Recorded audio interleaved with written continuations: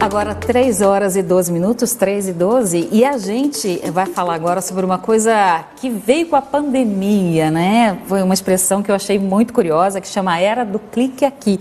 Para falar sobre isso, eu recebo o Sandro Afonso, ele é terapeuta comportamental e mentor criativo. Seja bem-vindo, Sandro. Obrigado, Fernanda. É muito interessante falar sobre esse tema de fato, porque foi algo assim imperativo ou impositivo, a gente se isolar socialmente e a gente ser obrigado a olhar essa telinha tão pequenininha, né? E nessa telinha tem várias coisas por trás de quando a gente clica no botão, que é um termo chamado CTA, ou Call to Action, uma chamada para ação. Para que isso funcione e você se remeta a uma página, existe todo um mecanismo inteligente de marketing. Eu não sou formado em marketing. Eu tive que me inserir nessa era para poder conhecer e sentir, perceber. Até porque eu vi que era uma era que veio para ficar. E todo o comportamento mudou, né? Todo mundo teve que mudar. Muita gente já até era acostumada com esse negócio de tecnologia, né? Mas tem muita gente que não. E essas pessoas tiveram que se adaptar, né? Forçadamente. Exatamente. Mesmo quem estava acostumado com a era da tecnologia, tinha uma vida presencial, um tanto quanto híbrida. Mas aí foi inteiramente 100% full time para o digital. E aí o pessoal do digital mesmo, os nativos digitais, nessa geração nativa digital, até a geração Y, que é uma geração que vem depois da minha, ela é mais intuitivo, todos os programas digitais que tem para essa geração, para essa mentalidade, que guarda as informações não mais no lobo frontal, e sim lá na internet. Eu não preciso mais guardar uma informação sobre geografia, sobre química. Eu dou um Google. Então, deu um espaço mental para que eu colocasse algo mais. Com isso, a gente passou a ficar obeso de informação. Você não acha estranho? Às vezes eu acho muito estranho. Primeiro que as pessoas já parece que têm menos memória, né? Ou não se esforçam, porque memória é um exercício, né? Você falou aí, eu lembrei, é um exercício de você ficar lembrando o tempo todo como guardar informações, tem até técnicas para isso. E outra coisa também, as pessoas não olham mais uma na outra, né? Assim, tipo, no olho, é muito difícil. Eu não curto, eu curto, né? A conexão, e essa forma de guardar a informação mudou, logo então sobrou um espaço mental. Esse espaço teórico onde guardo informações, hoje nós estamos obesos de informações. Por quê? Não raro chega lá algum assunto que você gosta, que chegou até você de uma maneira algorítmica. Chegou como? Você colocou em algum momento na internet alguma informação, esse algoritmo pegou tudo que você gosta e te ofereceu. Aparece na nossa frente, a gente acha que o mundo orbita em cima de tudo isso. E o FOMO, que é um termo usado, que é o medo de ficar de fora, né? Fear, out, missing off. Esse medo de ficar de fora, todo mundo está comprando, está falando sobre esse assunto. Eu vou clicar. E eu clico. Quando eu clico, eu passo por um funil. Eu trouxe aqui para representar um funil, tá, gente? É um guardanapo. Mentor corporativo, mas foi titulado como mentor criativo. Nesse funil, quando alguém clica sobre um determinado assunto, diz-se no marketing digital, o termo tratado, ele é topo de funil. As pessoas vêm qualificando, e tem um termo chulo, né? Fofoqueiro do digital, que é o pixel. Esse pixel é uma espécie de um dispositivo digital que ele fica nos sites daquelas pessoas que estão fornecendo algum produto ou serviço. Toda vez que você clica, esse pixel avisa o sistema de impulsionamento, de tráfego pago, que chama, né, de internet, que você paga para impulsionar informações, e aí avisa, o Sandro Afonso entrou no funil. Se o Sandro consumir algum produto naquela landing page, ou seja, se eu assistir um vídeo, o Sandro desceu no funil. E se o Sandro gostar tanto e dar mais alguns cliques, o Sandro já está aqui no funil escorrendo, está na hora de vender para ele. É uma inteligência que nós criamos, um algoritmo, e hoje nós somos escravos desse algoritmo. Não raro a gente faz esses cliques, pensando em transformação, e quando a gente chega lá, como disse o Rodrigo, esses desvios produtivos, né? Também existe, deveria ter um controle muito maior, principalmente nas questões subjetivas, de eu comprar algo na internet e não receber, de acordo com a promessa que foi me falado. E como a gente está aqui, a gente clica e tem a esperança de que a vida vai ser resolvido algum problema. Quando você entra lá, você não recebe. Sandro, mas isso não atrapalha um pouquinho a criatividade também? Porque assim, você acaba... É aquele negócio, o mundo gira ao seu redor, né? Tipo assim, tudo é em função do que você está lá clicando. Mas não chega nada novo, né? Pensa bem, assim, não chega nada novo.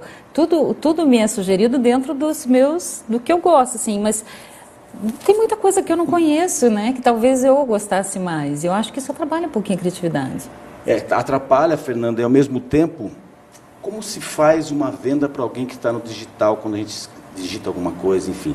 Eles trabalham muito em cima de dor e aspiração. Dor é uma deficiência, algo que eu busquei para resolver um problema. Aí é oferecido algo para mim, para que solucione aquele problema. Ou um prazer, uma viagem que eu selecionei, que eu cliquei, que eu fiz. Então existe uma facilitação. O grande desafio que eu vejo é a maneira com a qual a gente absorve essas informações, nós ficamos obesos e temos a sensação de ter aprendido.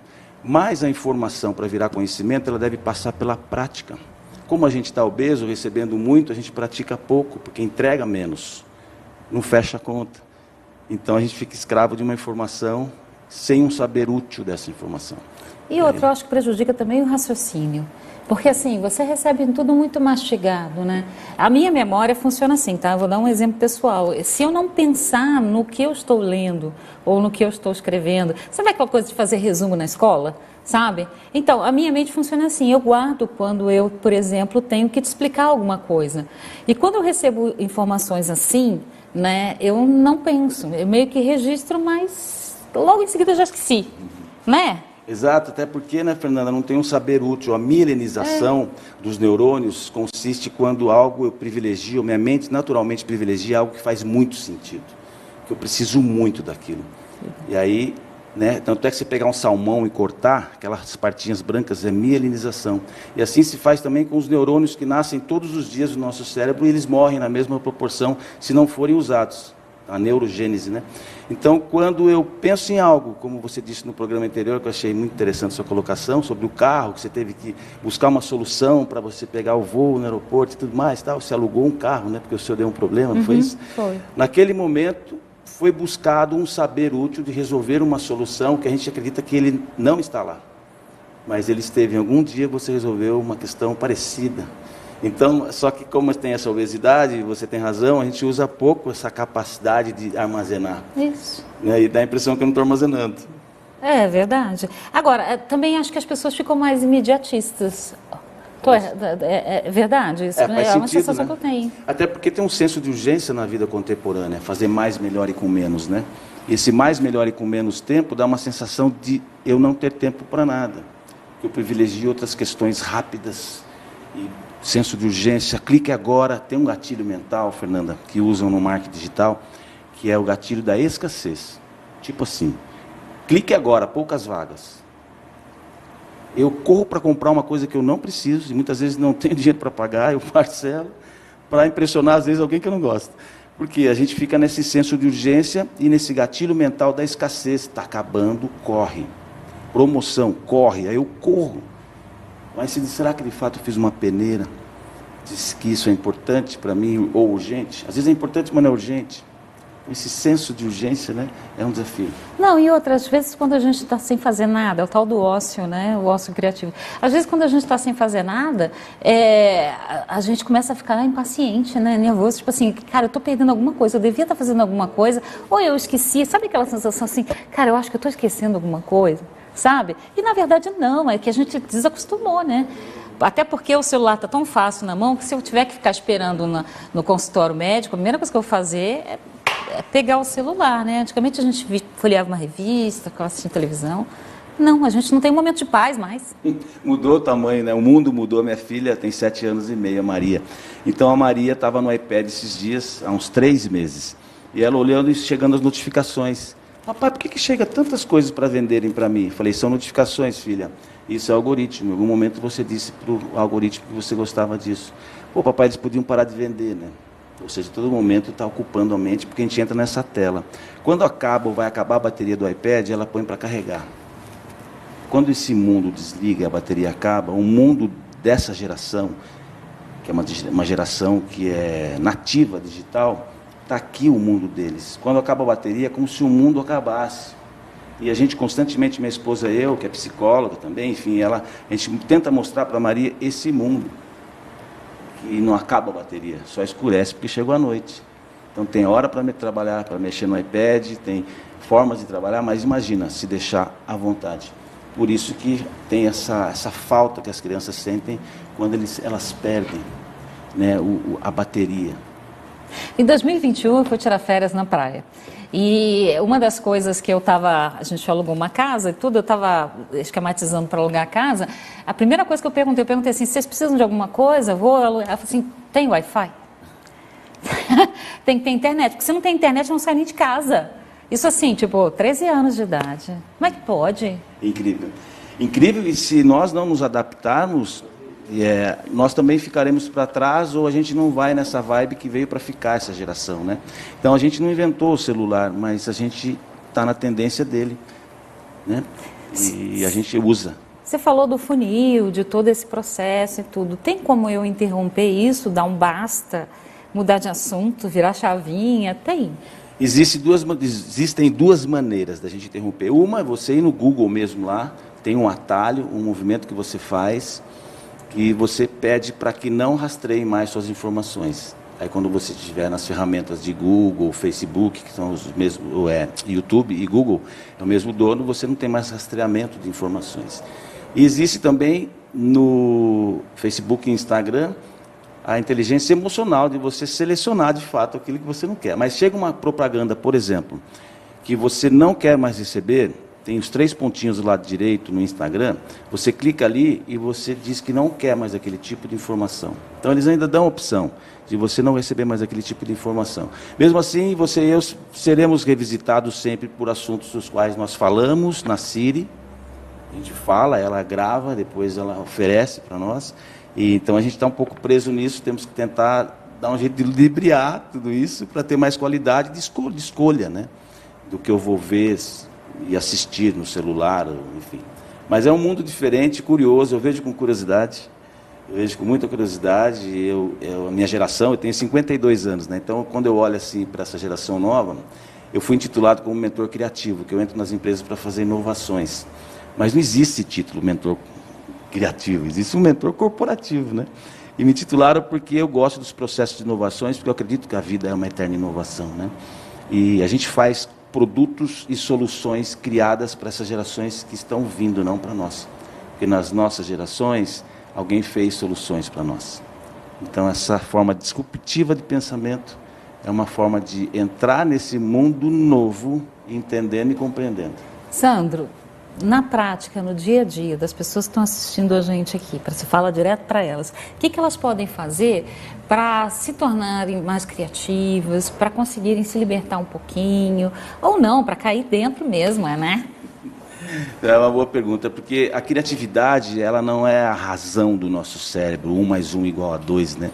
A criatividade, ela está num contexto de um mundo Disney de ser. Eu leria o livro O Jeito Disney de Ser. O Walt Disney mostra muito como a gente poderia mergulhar nesse mundo de criatividade, né? Mas dentro desse livro, para dar uma solução, você vai perceber que tudo que o Walt Disney fez tinha um motivo racional. Ou seja, caminhar junto com a criatividade, que é o mundo da lua, com os pés no chão, faz com que a gente deixe a vida mais leve, entre na vibe de uma geração mais criativa, as startups, inovações, e ao mesmo tempo a gente traga para essa geração um controle maior de ansiedade, trazer o futuro para perto de forma mais rápida. Nós, da nossa geração, já experimentamos algumas coisas e sabemos que leva um tempo cronológico para algumas coisas. Então essa geração apoia nessa nossa experiência, vamos dizer assim, cronológica. Então eu percebo isso com o pessoal que eu trabalho de menos idade, metade da minha idade, eu adoro trabalhar com essa galera, e aí eu sou meio que um mentor nesse sentido, porque eles entendem que ele já passou por algumas coisas cronológicas, em termos de idade, ele pode aliviar a nossa ansiedade. Porque essa geração da criatividade é uma geração extremamente ansiosa, eles trazem o futuro para perto, com muita rapidez, muita rapidez. Você falou de inovação, né? Inovação obrigatoriamente tem a ver com tecnologia? Ou inovação, tecnologia que eu digo, como é que eu vou dizer para você? É física, né? Tipo, computadores e tal. Porque eu tenho para mim que, na verdade, são as boas ideias, são os métodos, é o racionalizar, não é a tecnologia em si. Mas eu posso estar errada, né? Não, até porque por trás da tecnologia existe um ser humano dando comando para a tecnologia. Usar a tecnologia a nosso favor é dar o comando exato, porque a tecnologia ela responde a um comando. O cérebro humano é analógico, compara como foi, como é, como foi, como é. E o cérebro é digital, esse cérebro tecnológico. Estão tentando nos tornar digitais, mas não vão conseguir jamais, porque o cérebro é analógico. E eu vou depender da tecnologia até para dar a informação mais rápida da minha criatividade enquanto pessoa. Então eu concordo com você, sim, de fato, o ser humano é que dita a ordem e usa a tecnologia a favor dele, se assim ele entender que ele não ser escravo daquilo que ele mesmo criou. Ele, mas eu enquanto humano, né? Nós humanos, nós criamos esse processo, esse campo todo, esse território. Temos que estar livres para entrar nesse território. Hoje, por exemplo, nós temos metaverso. Há negócios no metaverso, digitais. Há reuniões, há terrenos, há quadros, há tudo no metaverso. A Nike primeiro lança no metaverso um tênis para ter validação e aprovação e depois vende nas lojas físicas. Metaverso para mim parece tão universo da Marvel, uma coisa assim tão um mundo paralelo, não é? E assim, vai pegar mesmo? Você acha que pega? Já pegou? Já pegou, ele veio para ficar.